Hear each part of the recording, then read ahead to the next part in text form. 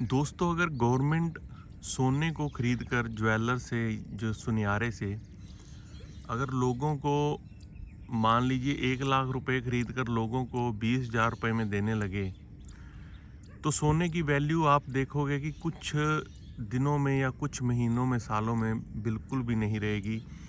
सोने को कोई पूछेगा भी नहीं।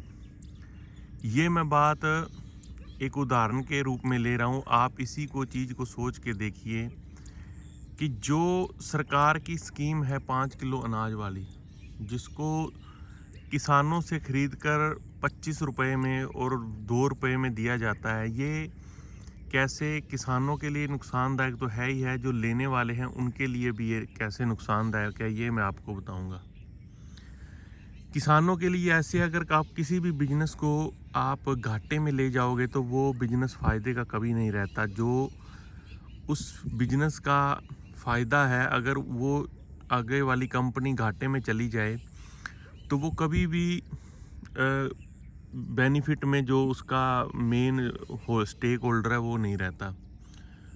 वो कैसे, जैसे एक आप गेहूं है, गेहूं को सरकार खरीदती है, मान लीजिए एमएसपी पे 24 रुपये 25 पैसे में। फिर उसको वो उस पर वो भराई देती है 1-2 रुपये। फिर वो उसको पड़ जाता है 26-27 रुपये में। फिर उसको ढुलाई देती है। फिर वहाँ पर वो स्टोर करती है। फिर स्टोर से निकलता है, वो स्टोर से निकलता है, फिर यहाँ तक आते आते गेहूँ 27-28 रुपये सरकार को पड़ जाता है। उसके बाद जो सरकार फिर वापस उसको बेचती है, उसका किराया प्लस जो उसको आवंटित करते हैं उनकी सैलरी, पैकिंग का अलग से खर्चा, तो ये करते करते उनको 32-34 रुपये में ये पड़ जाता है। और 32 रुपये में वो आगे जाके सरकार देती है 2 रुपये में, या फ्री में ला लीजिए। तो उसके बाद जो 30 रुपये का घाटा है वो सरकार सहन करती है लोगों से वोट पाने के लिए। वो 30 रुपये, अगर मतलब जो किसान है, अगर किसान से मान लीजिए आपने 24 रुपये में ख़रीदा और आगे आपने मुनाफे में बेचा 35 रुपये में, तो आप 1 मिनट लगाएंगे किसानों की पेमेंट करने में और सरकार किसानों की एमएसपी बढ़ाने में, क्योंकि उससे आपको जो फ़ायदे में चल रहा है उसको 1 मिनट लगेगा पैसे देने के लिए। लेकिन जब किसानों से ही उनको आगे ले जाते 30-32 रुपये में पड़ता है, और 30-32 रुपये में आगे उसको 2 रुपये में दे देते हैं, तो 30 रुपये का लॉस उसी टाइम हो जाता है। या फ्री देते हैं तो 32-34 रुपये का लॉस हो जाता है। तो जब से ये स्कीम चली है, तब से किसानों का जो अनाज है उसकी वैल्यू बिल्कुल ज़ीरो हो गई है अदर मार्केट में। क्योंकि पहले क्या करते थे लोग, पहले लोग 6-6 महीने का, जो खास करके गांव और उससे जो कस्बे आते हैं, बड़े शहरों की बात मैं नहीं कर रहा, बड़े शहरों का इसका अलग से नुकसान है, वो मैं आगे बताऊंगा आपको। जो छोटे लोग थे वो 6-6 महीने, साल का अनाज जमा कर लेते थे, तो उससे क्या होता था, सरकार को एमएसपी ज़्यादा देने की ज़रूरत नहीं थी पड़ती। अब मान लीजिए एक किसान है और उसके 5 मतलब पड़ोसी हैं, वो किसान नहीं है। तो एक किसान ने जैसे 100 क्विंटल उसकी गेहूँ हुई, तो उसमें से उसके जो पड़ोसी हैं उन्होंने 10-10 क्विंटल पूरे साल के लिए स्टोर कर ली। तो 50 क्विंटल उसकी गेहूं वहीं बिक गई उसके पड़ोस में। उसमें ना सरकार को एमएसपी देनी पड़ी, ना सरकार को उसकी ढुलाई का खर्चा देना पड़ा, और ना ही ट्रांसपोर्टेशन, तेल, सारा कुछ बच गया।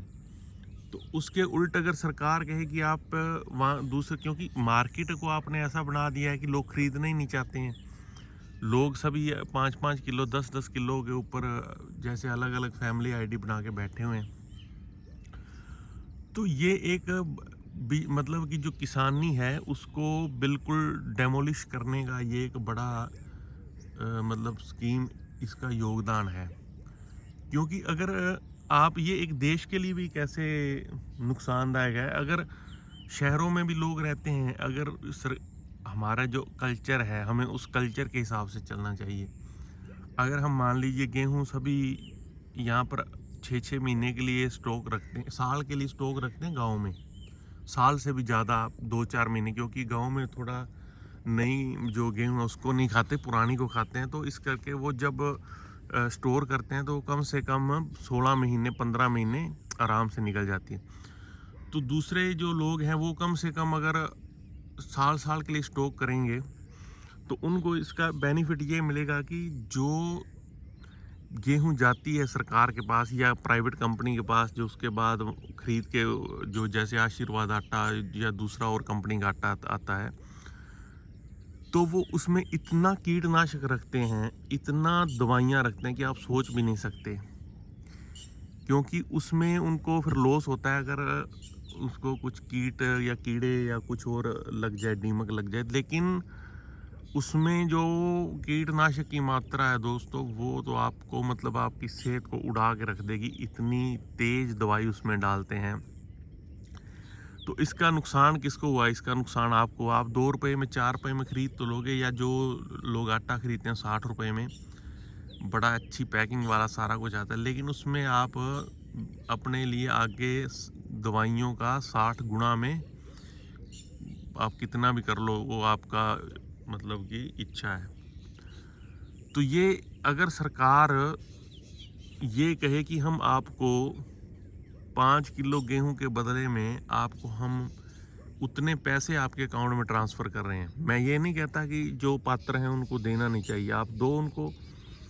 अगर आप 5 किलो अनाज देते तो आप उनको 150 रुपये आप उनके खाते में डाल दीजिए, ठीक है। अगर आप उनको सरसों का तेल देते हो या चीनी देते हो तो उसको आप उसके खाते में डाल दीजिए। कम से कम वो अपनी चॉइस का, अपने हिसाब से अपनी क्वालिटी तो तय कर ले। यहाँ पर जो लोग अभी इसका अनाज खा रहे हैं या और प्रोडक्ट खा रहे हैं, तेल चीनी, वो भाई साहब डी ग्रेड, ABC और डी ग्रेड का सामान आ रहा है। लोग खा रहे हैं, बीमार हो रहे हैं, उससे ज़्यादा उनको 125 रुपये से ज़्यादा उनकी दवाइयों पर जा रहे हैं, ये उनको नुकसान है।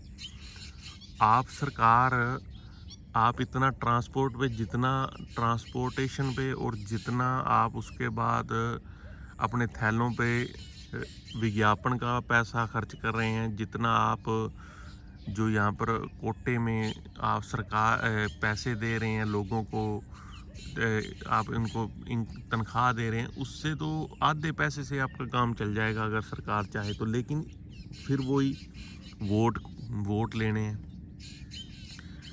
तो दोस्तों ये ऐसी हजारों मतलब कि सरकार की त्रुटियां हैं जो हमारे देश को आगे नहीं बढ़ने देती।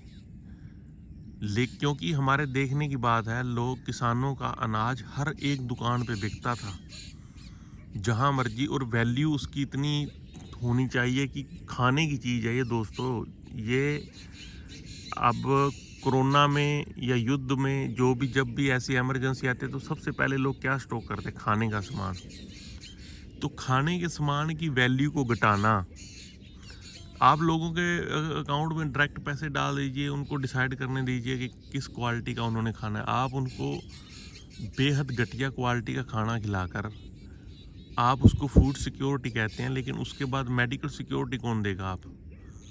आप उन लोगों को क्यों बीमार ही क्यों करना चाहते हैं? आप पहले बारिश में भीगने दोगे, उसके बाद वो बीमार होगा, फिर उसका आप ट्रीटमेंट कराओगे, उस पर आप 10,000 का कार्ड बना के दोगे, 50,000 का। आप उसको 100 रुपये का छाता क्यों नहीं देते आप, कि वो भीगे ना बारिश में? तो कहने का मतलब ये है दोस्तों, ये बड़ी ही एक सरकार की बड़ी गलत योजना है। इसको विस्तार से, क्योंकि मैंने डिटेल में इसके गया हूँ हर एक पहलू पे, तो वो फिर वीडियो बड़ा ज़्यादा लंबा हो जाएगा। तो अगर आप कमेंट करके बताओ कि इसमें और क्या क्या आपको त्रुटियां लगती हैं, तो फिर हम इस पे आगे डिस्कस करेंगे। नमस्कार दोस्तों।